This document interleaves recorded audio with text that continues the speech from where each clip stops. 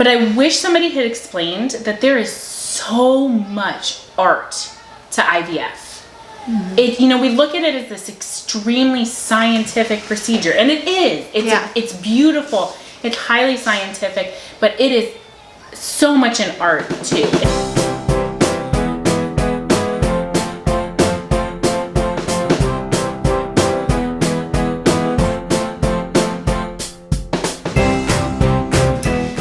Hello everybody and welcome back to Adventures from the Homefront. I'm Olivia, this is Jennifer and Jess, and today we're going to be talking about navigating infertility in the military. So first off, Jennifer is our special guest today, so I do have a couple questions for you. Sure. Can you tell us a little bit about your relationship with the military? Yeah. So my husband is in the Marine Corps, and obviously I'm married to him. So I am connected through him.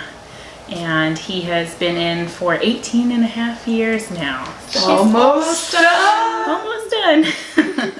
You're just saying it's nerve-wracking. It is. It's But way exciting. more nerve-wracking than PCSing across the country. Yeah. For sure. But it's exciting too, because it's a new chapter of our life where we can put down roots and we can own property and raise our daughter. Be real human beings. Yeah, and my parents are gonna come wherever we end up settling down. They're going to stay close by, so having them a regular part of our lives is very exciting. And before we get into the topic today, do you have one piece of advice that you would give to other military spouses that you wish you would have had earlier on? Yeah, so if you look at my mug, I don't know if you can see it, but it says Semper Gumby, and that is a huge saying in the Marine Corps community. Semper Fidelis, Semper Fi is the Marine Corps slogan, which means always faithful, and we say Semper Gumby because always flexible, like Gumby. So I wish that I had known that earlier on, that the military will throw things your way and you will be a lot just happier and content if you learn that things are not going to go the way that you expect them to. And you just kind of got to go with it and lean into your military tribe and your family. Oh, that's awesome. Yeah. I love it. Very cool. So like I said at the start of this video, we are going to be talking about a little bit of a heavier topic this week than what we normally do. We're talking about navigating infertility in the military. If you've been watching this channel for a little bit, you know that I have no children, so I'm going to kind of be the the host for tonight, and then I'm sure heard Jess tell a little bit about her story, so we're going to dig a little bit deeper. And obviously Jennifer is here because she's Passionate about this subject. exactly. Yep. Perfect. So Jess, you want to tell us a little bit about your process with dealing with infertility? and Yeah, struggles with that? for sure. So if you go back and watch, there's like a pregnancy series that we did a while back, and I talked a little bit about my story throughout that series, but basically we've struggled with infertility for a number of years, and luckily, by the grace of God, we have two beautiful boys. So we did get our little rainbow at the end of that storm there, but I guess everything kind of started for me right around my 23rd birthday. I'd always been really like slim and, active. Like I played sports in high school and stuff like that. But right around the time I got married, actually, I just started putting on a ton of weight, like just out of nowhere. Just the pounds just were packing on, and I wasn't doing anything different. I thought, oh, that's really early for your metabolism to slow down like that. Actually, everybody in my family would come up to me and ask me if I was pregnant, which I was not. But yeah, I just didn't know where the weight was coming from. Like I said, I was young and healthy, and so that was really weird. I actually had to go and get another size for my wedding dress, because when I bought it I was one size, and when I got married I was a totally different size. And yeah, my periods just stopped all of a sudden out of nowhere while all this was happening. So then I freaked out and said, wait, am I pregnant? Like, what's going on? Went to the doctors. Nope, not pregnant. They said, have you ever been tested for PCOS? And I said, no, I don't even know what that, what is that? And they said PCOS is polycystic ovarian syndrome. It's very common. It's actually 1 in 10 women will develop or have polycystic ovary syndrome in their lifetime. It's usually onset. Usually happens in your mid to early 20s that you discover that you have it. Weight gain, irregular periods, painful periods, what else? Oh, body hair. That's a fun one, guys. You lose the hair where you want to have it and you get it in other places. Moodiness.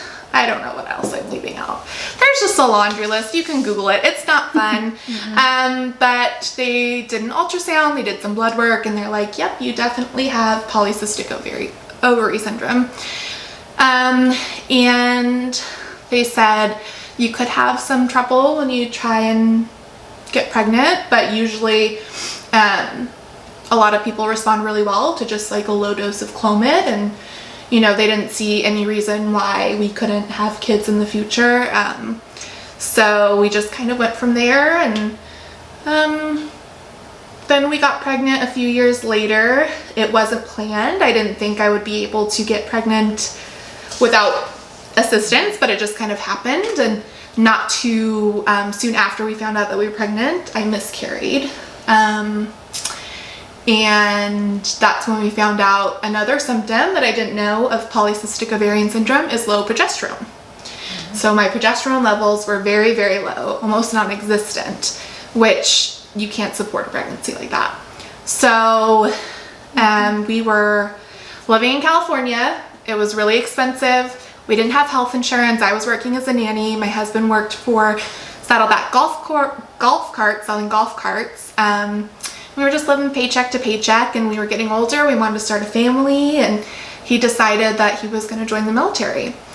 And so when I was 27, we had health insurance for the first time, and so I was like, okay, it's time to go see a doctor, figure this out. We want to start our family. We don't know if we're going to be able to sustain a pregnancy, so let's just go and see what happens. And pretty much right away, because I had that diagnosis, my doctor was very supportive, and she said, you know, I don't feel like you need to try for a year. She's like, let's just try a very low dose of Clomid and see what happens. And so we did, and we conceived our son on the very last try. We get 3 tries on Clomid before they cut you off, because they don't want you to be on the hormones for too long, because it can cause other problems. So it was like our last shot, and we got pregnant, and that's how we had our first little baby. And then we've had 2 other miscarriages due to the low progesterone again. But then our second son we had this August as a result of Clomid as well again. And as soon as I found out this last time, I was like, progesterone immediately, like just have it prescription. When she wrote me the prescription for Clomid, she also wrote me the prescription for progesterone, because I didn't want to go through that again unnecessarily. And there's a lot of debate as to whether or not progesterone will help you hold on to a pregnancy, but I just didn't want to take the chance.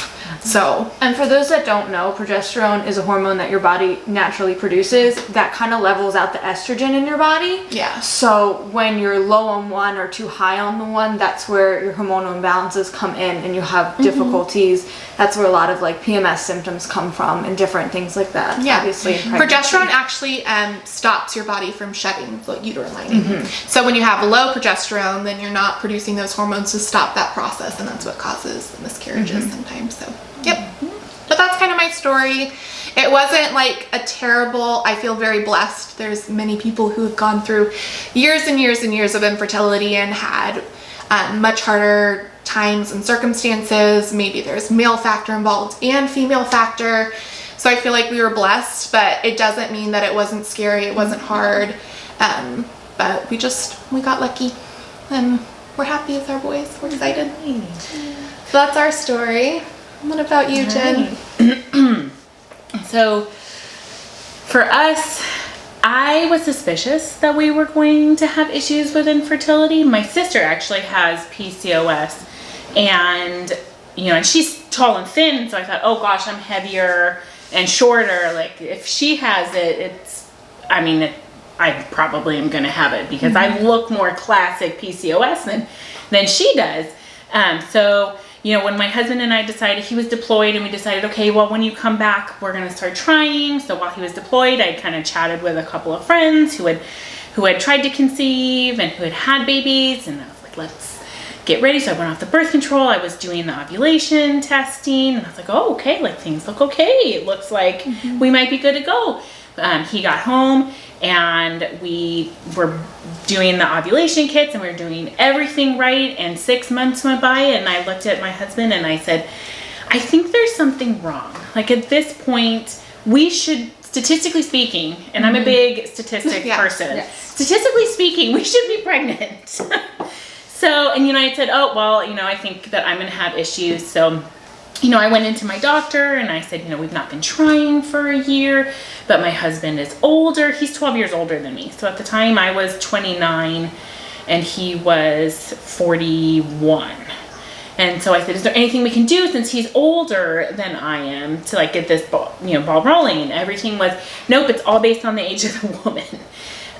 So they balked at us. She did my OBGYN nurse did some blood work testing. She's like, all your stuff is coming back fine. Come back when it's been a year. Yeah.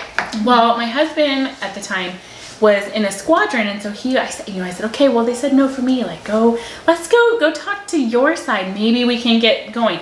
So at about 9 months, he went into his flight surgeon and said, hey man, like, we've been trying for a while. Can you do semen analysis for me? And the guy was like, sure. I guess he didn't know so it's the ASRM, the American Society of Reproductive Medicine, says that you have to be trying for a year or more if the woman is under 35, or 6 months if she's over 35. So he probably didn't know that because he's just a flight surgeon. You know, he deals with the flight related stuff. So sure. So he put in for a semen analysis, and lo and behold, it came back severely abnormal, which was a shock for both of us because this is super cliche, but I had always thought of infertility as a woman's problem, which is terrible to say. Now I know it is not.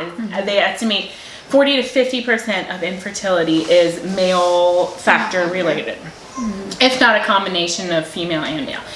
So that's a huge aspect. That was a huge learning thing for me too, because we went into this thinking, oh my gosh, it's got to be me, and lo and behold, it wasn't. So that, that's hard. A man being told, yeah, okay, so you're not getting pregnant.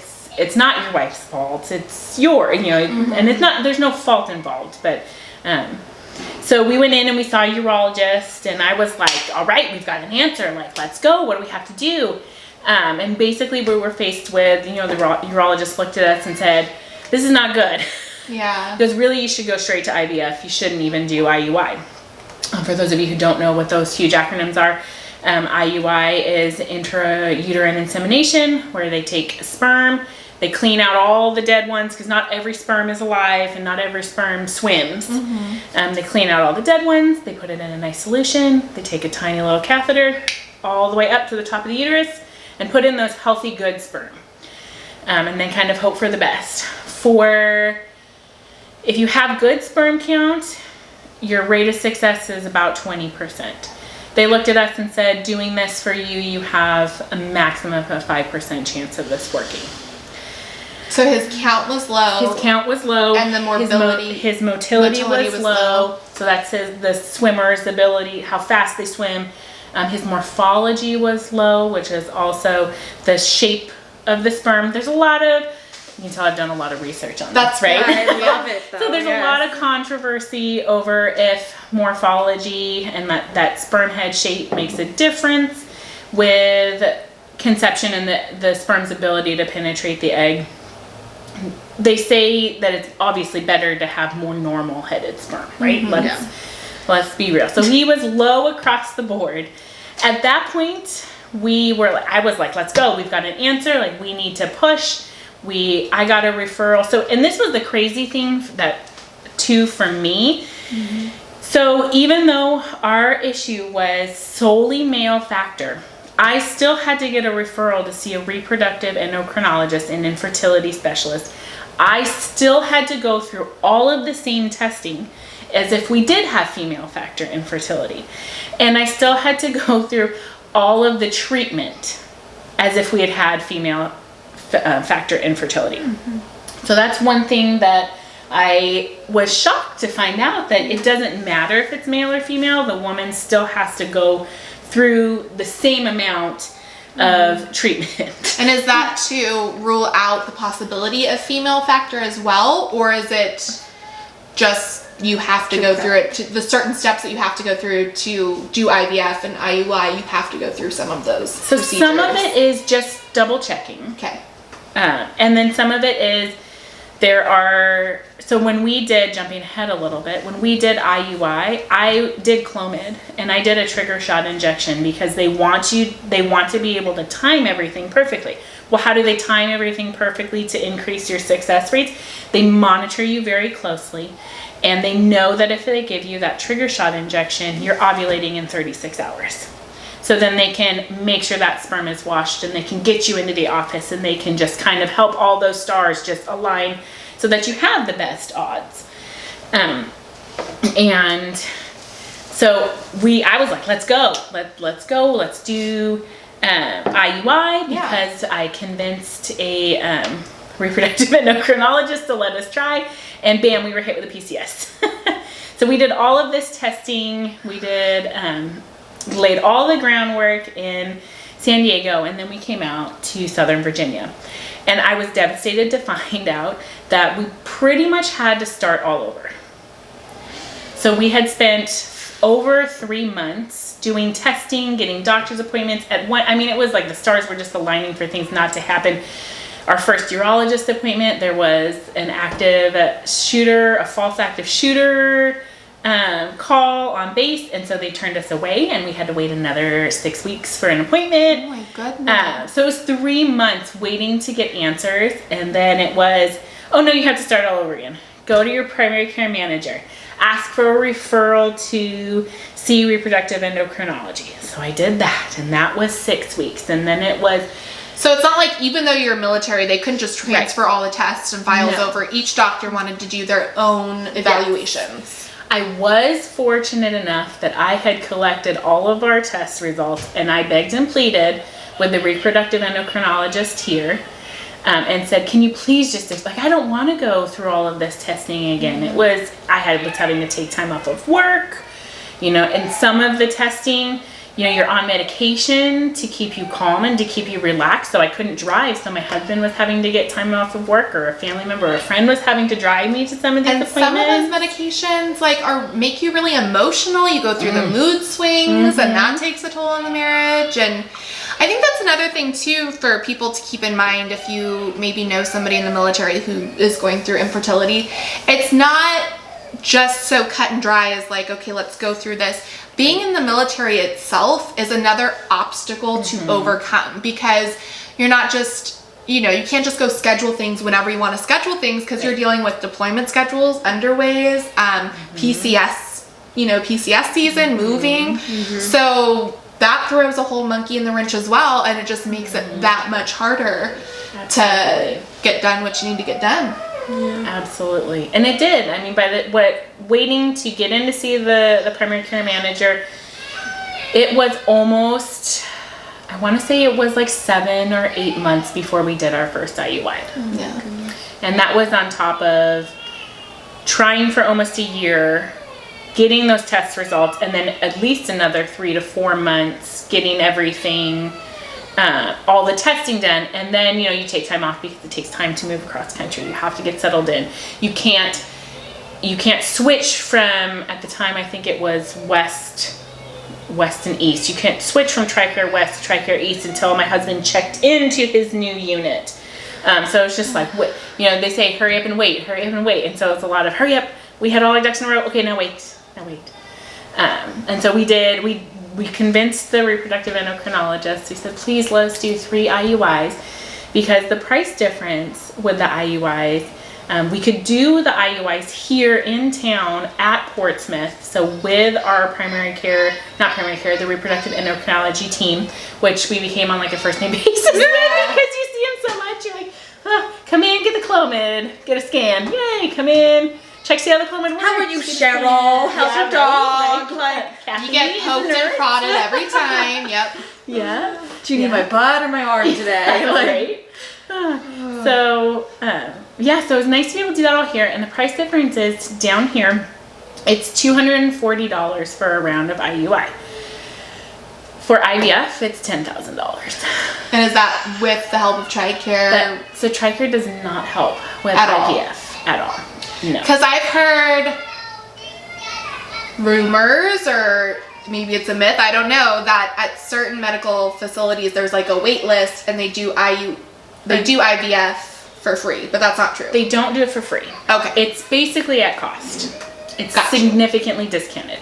So if we went to Jones, EDMS is the big one out here, and if we went to Jones Institute, it would be, when I looked into it, it was about a $22,000 to $25,000 procedure.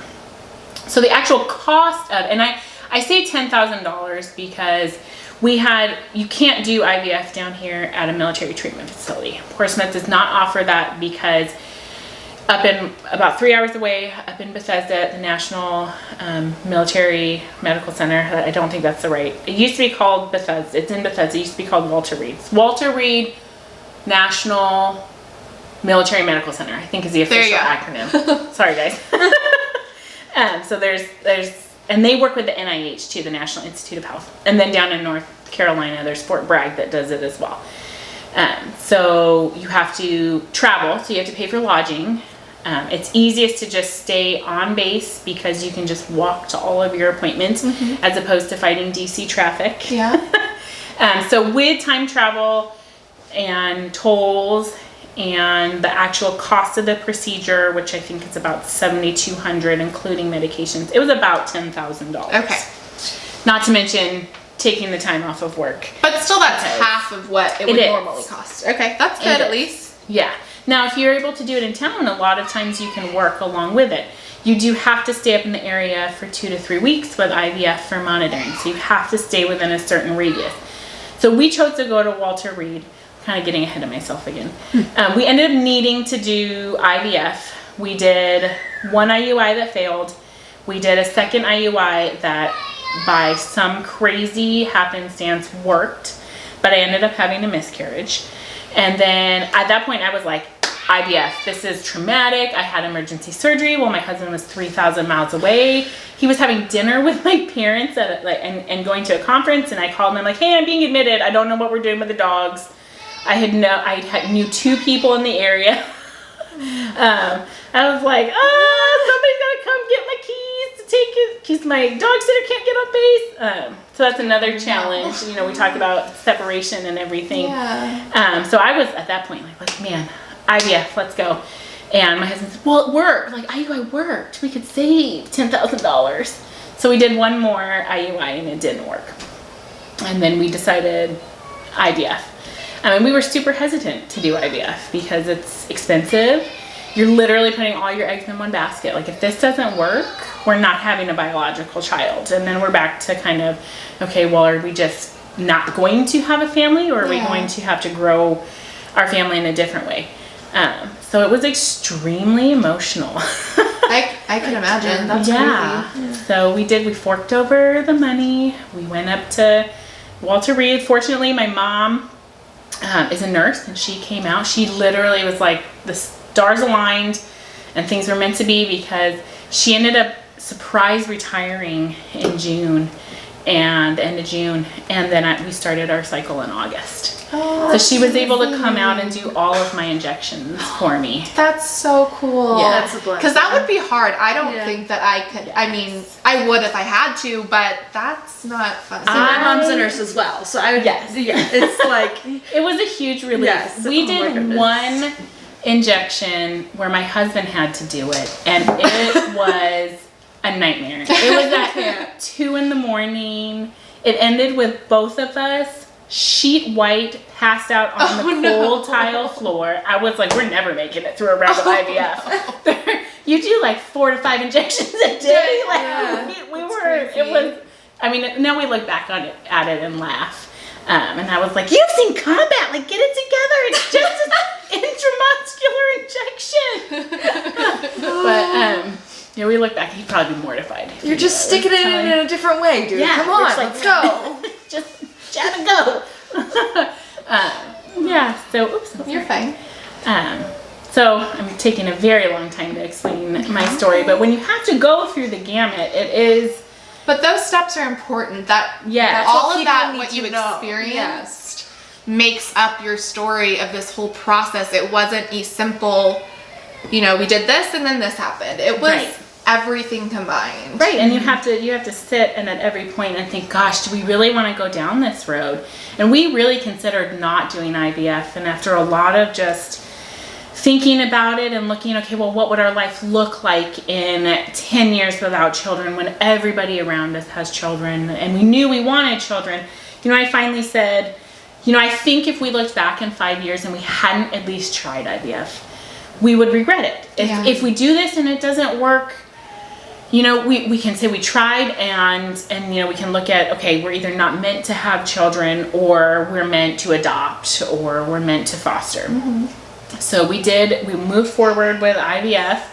We had been told to by all of these doctors, you guys are great candidates for IVF. Like I was producing, 3 to 4 follicles on Clomid, which is the lowest end of the spectrum as far as fertility medication. So they're like, you're going to be a great candidate. Like it's, this is your chance to have a baby given your situation. I wish that I think I had done the research. I knew what the odds are of this working for us, but I wish somebody had explained that there is so much art to IVF. We look at it as this extremely scientific procedure, and it is. It's beautiful. It's highly scientific, but it is so much an art too. It's an art of having a team of doctors who can really, by looking at blood work and by looking at ultrasounds, make decisions about how your medication and make the right changes based on what's working and what's not working. A team of doctors that's really going to look at your history and listen to what worked. So I was not stemmed correctly for IVF. They generally do like one certain protocol the first time, that's not something that was explained to me. They do one certain protocol to kind of see how you respond. Almost like that first round of IVF is like an experiment. Like, let's see how it goes on this standard protocol. And then, oops, buy $10,000. We'll do it better next time type of attitude. So I was not stemmed correctly. I needed to go longer, and I did not advocate for myself. Even having my mother there, who is a highly educated nurse. I took reproductive endocrinology in college. I have an above average knowledge on this, in addition to being that not crazy nerdy, sciencey, read Google all of everything. and then read all those scientific articles and interpret them. I did not advocate enough for myself. So when it came to retrieval day, we got 2 mature eggs. And remember, I was producing 3 to 4 mature eggs on Clomid. So that was devastating. Yeah. And then the next day we got the call, only one of them fertilized. So that was absolutely shocking. Here we were. And at that point I was like, this is literally not going to work. We were lucky that day 3 we transferred a perfect little grade 2, which grade 1 is the best, grade 4 is the worst. Grade 2 6-cell embryo. We have her first picture. Oh. We were like, oh my gosh, she has 6 cells with minimal fragmentation, you guys. That's amazing. I know, and she did stick. She just turned a year old. The weekend. I love that you have that picture. Yes. Yes, she's 6 cells. Nice even When with she- minimal. That's literally, they're like, she's a grade 2. We didn't know she was a she at this point. They're like, that's a very nice grade 2 embryo with 6 even cells and minimal fragmentation. I was like, minimal fragmentation. That's On her crazy. 6th birthday, you have to be like 6 So did you get cells, to watch so the 6 procedure on the Yes. ultrasound when they put her Yes. in? So when they put her in, and it's actually the things that you think of this as being just. It's kind of sterile, but it's kind of hilarious at the same time. They want to make sure they put the right embryo in, so you're verifying all this information, and you see it on a screen, and it has my name and my birth date, and they're like, you know, the reproductive endocrinologist is like, is that your name and birthday? Tell me your name and birthday. Okay, like 6 people are making sure that all matches. And then you hear him yell, load the embryo. You're like, oh my God, okay. It sounded like we were loading a, you know, roller coaster or something like that. Like, load the embryo. Yep, and it's a soft catheter, and then you watch it on ultrasound, and it's this little flash, and there she was, snug at home, and she decided to stay. Alrighty, thank you all for watching part 1 of navigating infertility in the military. We will have part 2 up next week, so be sure to like and subscribe to our channel, as well as hit the notification bell so you can be informed when our next video comes out. Alrighty guys, bye!